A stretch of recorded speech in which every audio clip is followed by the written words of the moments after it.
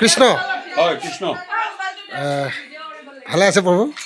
আছোঁ আছোঁ ৰাতিপুৱাৰ পৰা সেই ইটো সিটো কাম কৰিয়ে আছোঁ। হয় আজি আকৌ সেৱা অকণমান আছে। হয় হয় তাকে বৈষ্ণৱসকল আহি পোৱাৰ আগতে এই কোনেও নেদেখাকৈ এইখিনি কৰি লওঁ বুলি ভাবি আছোঁ।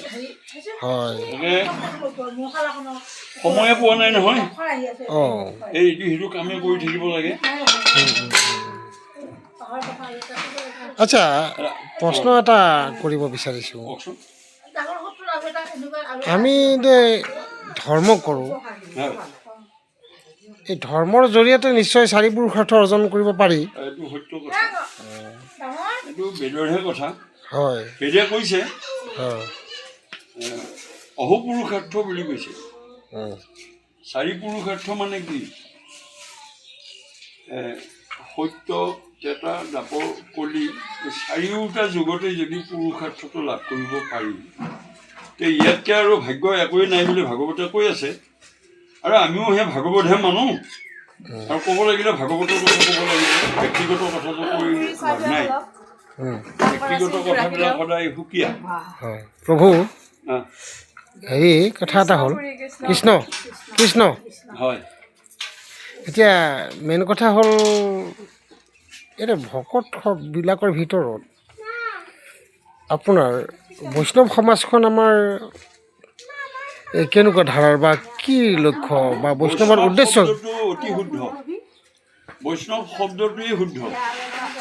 গাখীৰ শব্দটো যেনেকুৱা বগা, বৈষ্ণৱ শব্দটো তেনেকুৱা শুদ্ধ।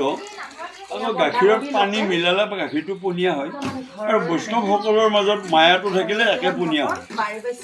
গতিকে মায়াৰ মাজত সোমাই থকা মানুহজন অলপ পনীয়া হ'ব। গাখীৰৰ নিচিনা, গাখীৰত যদি পানী বেছিকৈ দিয়া হয় তেতিয়া গাখীৰটো অলপ পনীয়া হ'ব। গাখীৰৰ যিটো প্ৰকৃত ৰস সেইটো নাথাকে। ভকতৰো, ভকত ঈশ্বৰৰহে, মানুহৰ ভকত হ'লে পনীয়া হ'ব।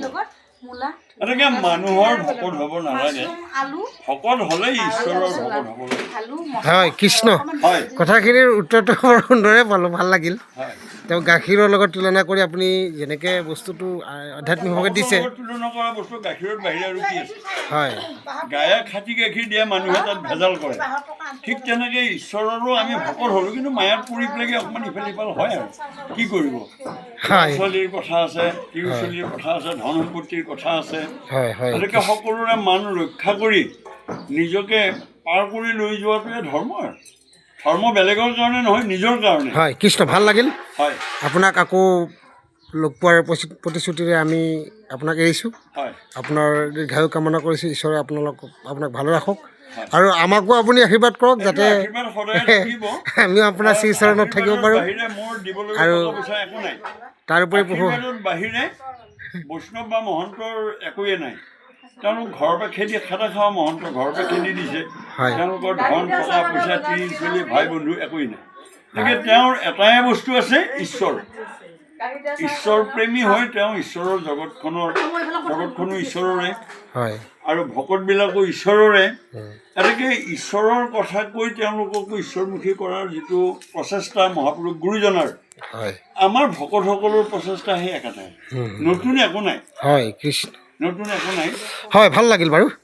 হয় কৃষ্ণ, হয় এৰিছোঁ। হয় কৃষ্ণ, হয় হয় এৰিছোঁ হয় কৃষ্ণ। আকৌ